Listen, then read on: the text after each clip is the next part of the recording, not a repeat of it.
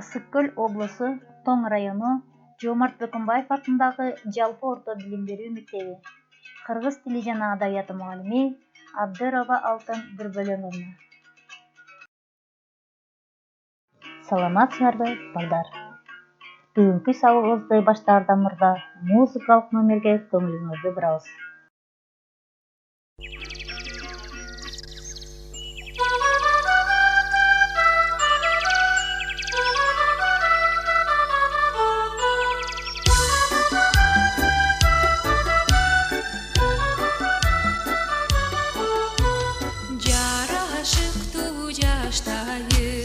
Жадыраган жасайын, жаш күнүмдөн тең өзгөнү жакшына каяткайын. Жаш күнүмдөн тең өзгөнү жакшына каяткайын. Будагына коноюн, кыштын жолун тороюн. Жаштыгымды менден алай, аккан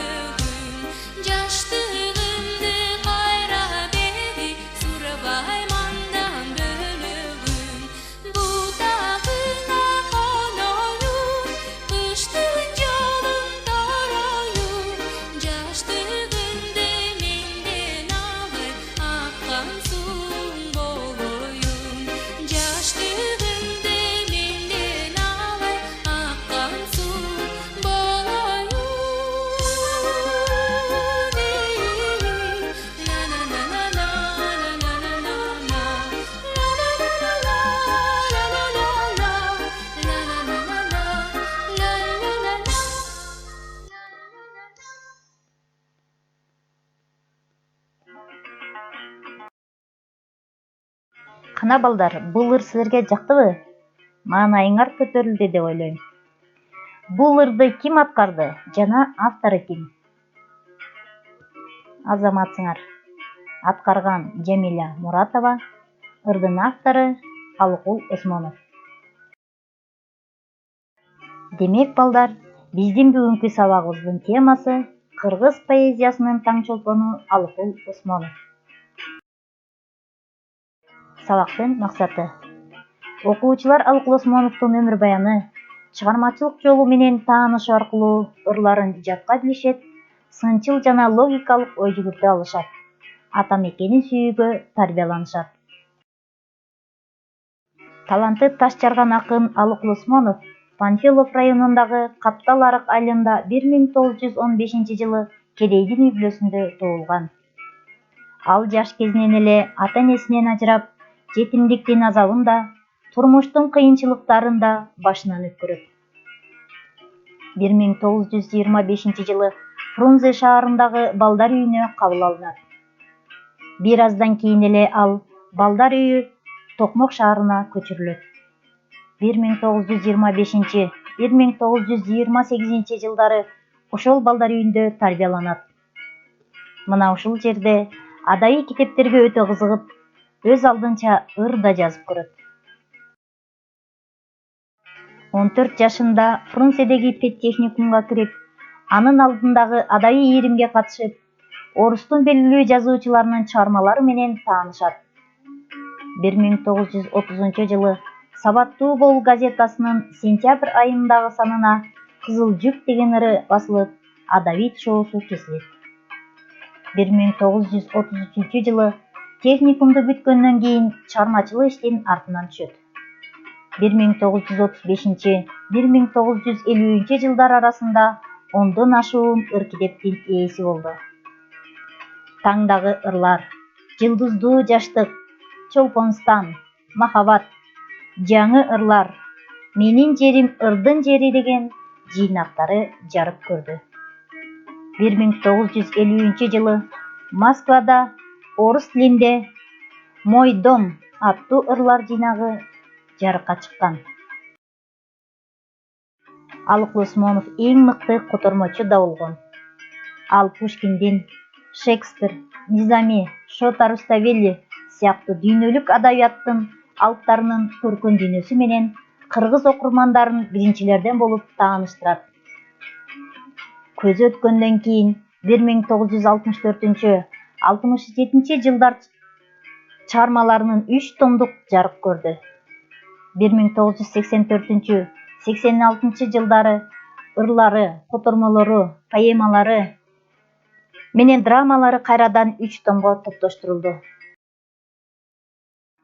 Профессор Бексултан Алымов Алык Усмоновго арналган ар бир сабак бөлөкчө, чыныгы, поэзиянын сабагы болууга тийиш. Ал сабактар ыр менен башталып, ыр менен бүтүүнү талап кылат, дейт. Чындыгында Алыкулду ырсыз элестетүүгө мүмкүн эмес. Анткени анын жеке турмушу да, тагдыры да ырга байланышып, бүт өмүрү ырга айланган. Ал адамдык, инсандык касиет сапатын өзүнүн ыры аркылуу баалап, өз бактысын да ырларынан издейт. Алык Усмоновдун көл жөнүндө ырларынан. Жазын көрдүм, ысык көлдө жаз жыргал, тирүүлүктө көлдүн жазын көрүп кал. Куулар кетип, жаңы кетип аңырлар, мурун жарып, гүлдөр кезде кайың тал. Өзүнүн айылына арнаган кайыңды ырынан.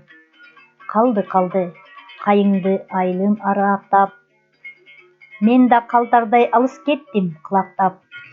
Мурун түшкөн жети куштун канатын, айыктырган сууларыңа рахмат. Мен келгенде токтон элек баладай, бирок өзүн балалыкка санабай, жаткан экен ысык көлүм күрүлдөп, толкуп алган толкунунан жана албай. Ысык көл кээде тынчта, кээде толкун, толкуса толкунуна тең оттогмун. Турмушта канча жолдош күтсөм дагы, бир сырлуу мындай жолдош күткөн жокмун. Ысык көл кээде тынчта, кээде толкун, жар куруп жаркылдаган жаштык отун. Турмушта канча курдаш күтсөм дагы, бир кыял мындай курдаш күткөн жокмун. Мен тансам, жаштан танам, ырдан танбайм. Ыры жок өмүрүмө канааттанбайм. Кудайга 1000 мертебе калп айтсам да, ырыма бир мертебе калп айта албайм. Кызы Жипарага арнаган ырынан.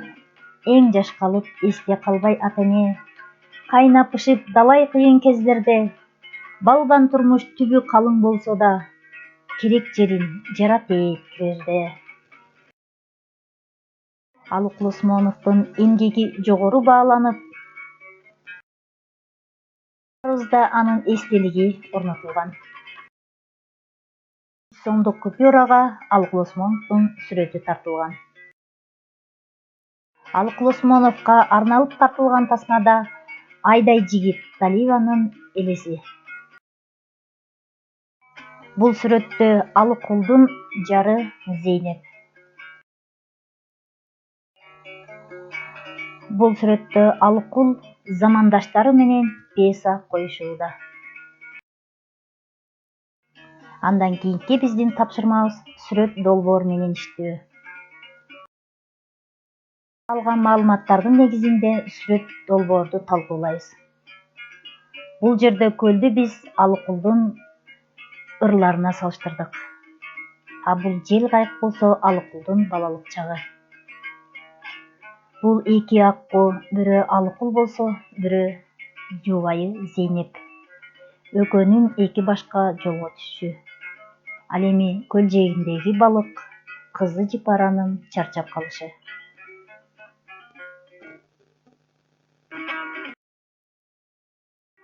Поэзиялык минута. Поэзиялык минутада биз адашкан ыр саптарынан Алыкулдун ырын табууга аракет кылабыз.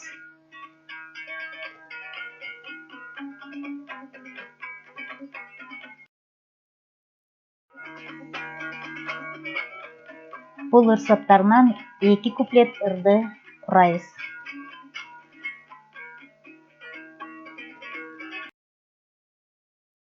Кайда жүрбөйт эр жигиттин жаш башы, кайда калбайт сүйгөн жардын көз жашы, алыс сапар кең Москвага жол алып, коштошорго толкуну жок көл жакшы.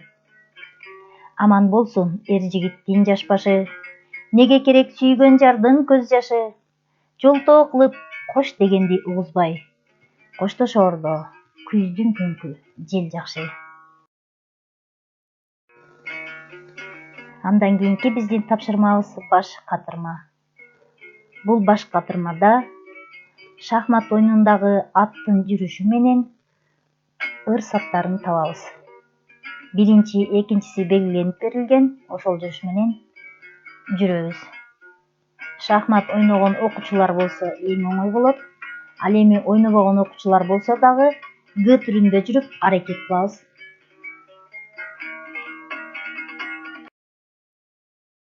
Жообу адам деген картайгыч тура бечара, адамзат деген ырынан бир сабы.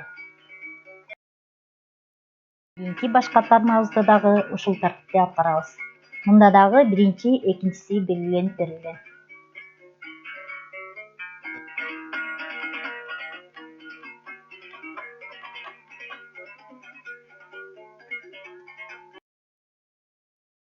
Мунун жообу берчи мага жарым кашык музыка чыгармасынан. Бул тапшырмалар силер үчүн кызыктуу жана оңой болду деп ишенем. Кийинки тапшырмабыз цитата жана комментарийлер. Мисал келтиребиз. Биринчи, жылуу кийин, жолуң кыйын üşүөрсүң. Кышта катуу, бороон улуп, кар уруп деген эки сабын окуганда биз боорукер эненин баласына мээримин төгүп, кайгырып, баласы үчүн камкор кылып жатканын түшүнөбүз.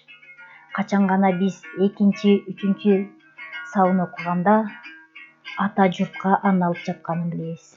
Суугуңду өз мойнума алайын, жол карайын, токтой турчу ата журт. Демек Алыкул Осмоновдогу мээрман энедей баласына камкордук кылгандай ата журтка дагы камкордук менен мамиле кылган. Өзүңөр дагы ушундай ыр саптарынан мисал келтирип, комментарий жасаганга аракет кылып көргүлө. Таштан болоор, кумдан болоор төшөгүм, аз да болсо сыртта калар сөздөрүм. Өлсө дагы жара тээп мүрзөмдү, буудан болуп, таскат салып өтөөрмүн. Деп ыр саптарында айткандай эле, акын өзүнүн ырлары менен өзүнө түбөлүктүү эстелик орнотуп кетти. Кыргыз поэзиясын Алыкулсуз элестете албаган сыяктуу эле, Алыкулду көлсүз элестете албайбыз. Бул дүйнөдө узак жашай албады, заңгыратып бийик үй да салбады. Таң атканча кирпик какпай отуруп, бүт өмүрүн ыр сабына арнады. Биз акындар колдун болсо коңсолу, анда Алыкул ал колдордун ортону. Биз акындар жылдыз болсок көктөгү, анда Алыкул жылдыздардын чолпону деп Медин атабыз белгилегендей, Алыкул Осмонов кыргыз поэзиясынын таң чолпону. Биздин кийинки тапшырмабыз тест суроолоруна жооп беребиз. Биринчи, Алыкул Осмоновдун поэмалары кайсылар? Экинчи, Алыкул Осмоновдун Ысык көл жөнүндөгү ырларынан айтып бер. Үчүнчү, Алыкул Осмоновдун 15 күн жашаган наристеси. Төртүнчү, Алыкул Осмоновдун өзүнүн тарбиячысына арнаган ыры. Бешинчи, Алыкул Осмонов Шекспирдин кайсы чыгармасын которгон? Жооптору: биринчи, Эшимкандын тиреги, Жеңишбек, Өлүп тирилгендер, Ким болду экен деген поэмалары.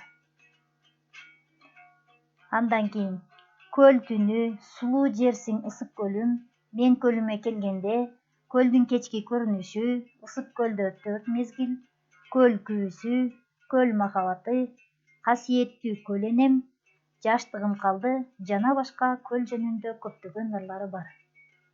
Андан кийинки суроосу кызы Жипарага арналган. Төртүнчүсү тарбиячысы Груня Савельевнага деген ыры. Бешинчи, Отеллонун трагедиясын 12 түн чыгармасын которгон.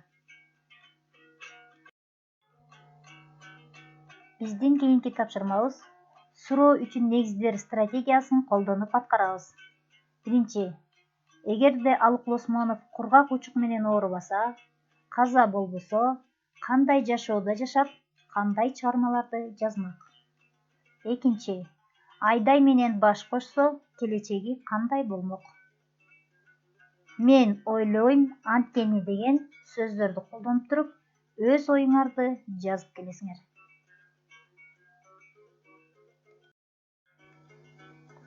Кайталангыс талант. Алыкул Осмонов танса жаштан танган, ырдан танбаган, ыры жок өмүрүнө канааттанбаган, ырына бир да жолу калп айта албаган акын керемет ырлары аркылуу окурмандардын жүрөгүнө ажайып көркөмдүктү тартуулап, бул дүйнө менен коштошуп кете берди.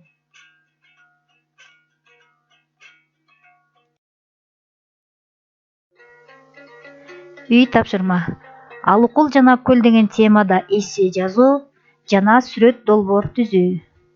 Тапшырманы аткарып, тартып, менин WhatsApp номериме жөнөтсөңөр, мен абдан кубанычта болом.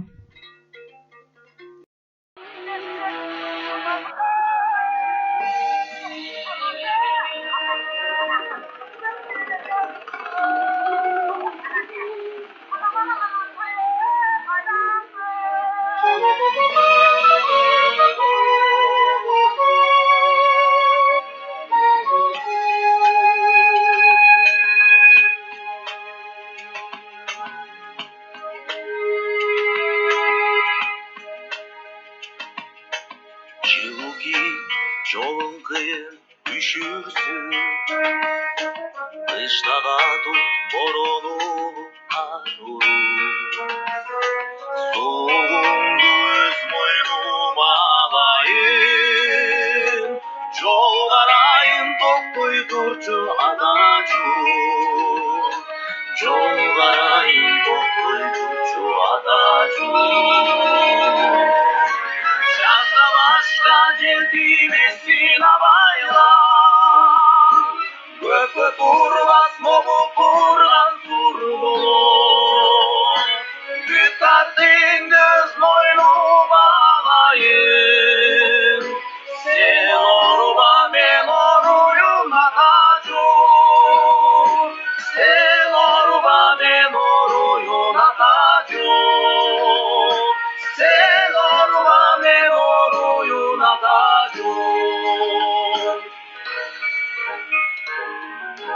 Түндөр жаман кырсык салып кетпесин, наалат кийип ат тизгинин шаркыроо. Азабыңды өз мойнума алайын, из карайын, токтой турчу атажу. Из карайын, токтой турчу атажу. Жазда башка жел тийбесин абайла, көпкө турбас могуп турган сур болот. Бүт тартыңды өз мойнума алайын, сен ооруба, мен ооруйун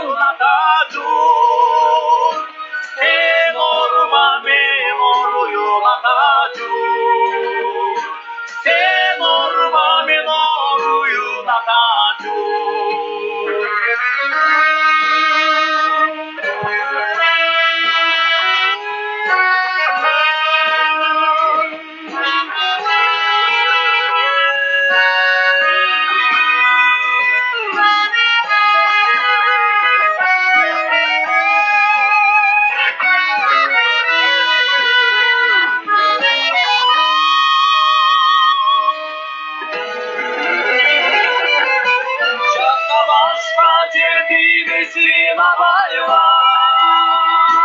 Көппе турлас болуп турган сурбу. Бүт артыңды өз мойнума алайын. Sen oruba men oruyum atacağım. Sen oruba men oruyum atacağım. Sen oruba men oruyum atacağım.